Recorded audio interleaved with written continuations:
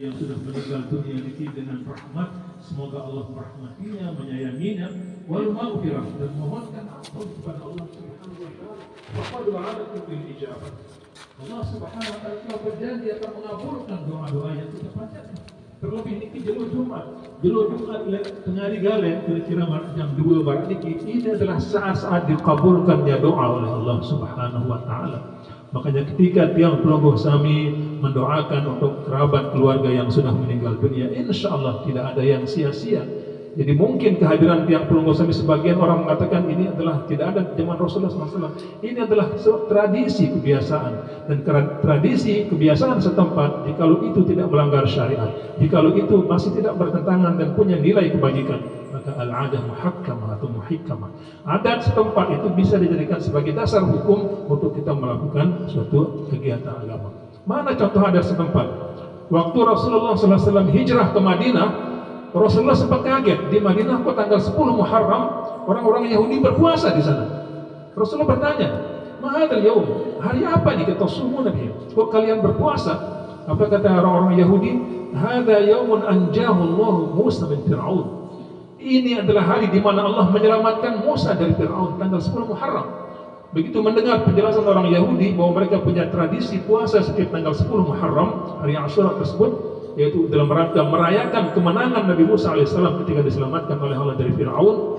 Lalu apa sabda Rasulullah? "Nahnu ahaqqu bi Musa minkum." Oh, kalau begitu kami lebih berhak terhadap Musa daripada kalian. Musa itu 9 tahun diam, sabda Rasulullah. Maka Rasulullah memerintahkan sahabatnya, puasalah kalian tanggal 10 Muharram juga. Tapi khaliful Yahud, bedakan diri kalian dengan orang Yahudi, maka tambah Tasu'a, sehingga jadilah hari Tasu'a Asyura tanggal 9, 10.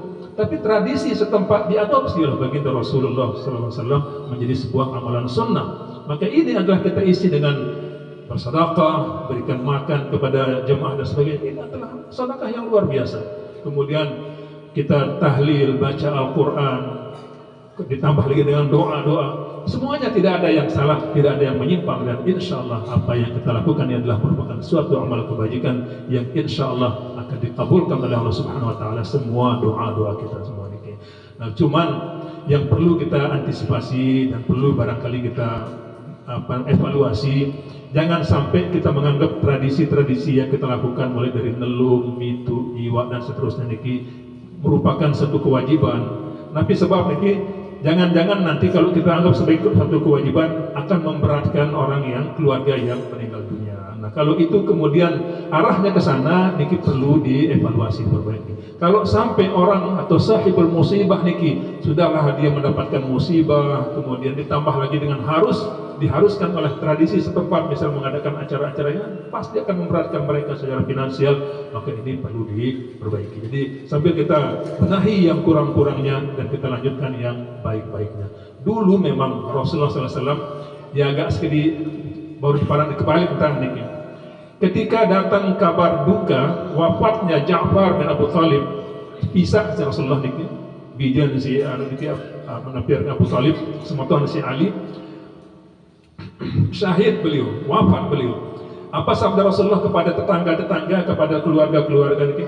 Isna'u li ali Ja'far ta'aman, fa innahum yushghiluhum amrun, fa innahum qad ja'ahum amrun yushghiluhum.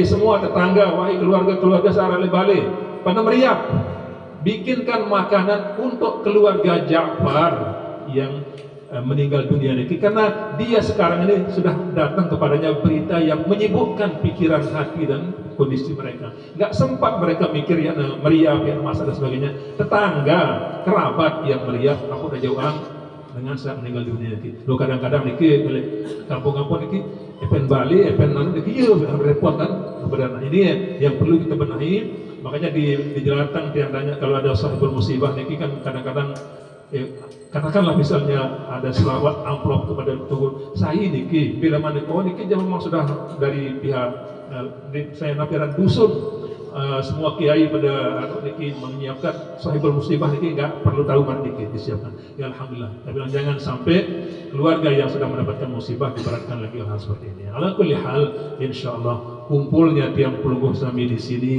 lebih dari 40 orang berdoa kepada Allah Subhanahu Wa Taala. Kemudian sahibul musibah menyuguhkan tiang pelungguh sami niki makanan, sajian ini, insya Allah semuanya adalah nilai berkah. Ini adalah sedekah yang merupakan dicatat nilai pahala oleh Allah Subhanahu wa taala, yang kemudian niatnya semua akan dilimpahkan, diberikan kepada Ananda Bilal Haidir Mubarak ini. Insya Allah Allah ampuni segala dosa-dosa almarhum, kemudian jadikan kuburnya rodatan min riyadil jinan, diberikan tempat yang terindah, yang terbaik di sisi Allah Subhanahu wa taala. Kita doakan dan kita bacakan sekali lagi surah Al-Fatihah, mudah-mudahan Allah memberikan tempat terbaik untuk almarhum dan diampuni segala dosa-dosanya. Lahul Fatihah. Bismillahirrahmanirrahim. Alhamdulillahirabbil alamin. Iyyaka na'budu wa iyyaka nasta'in.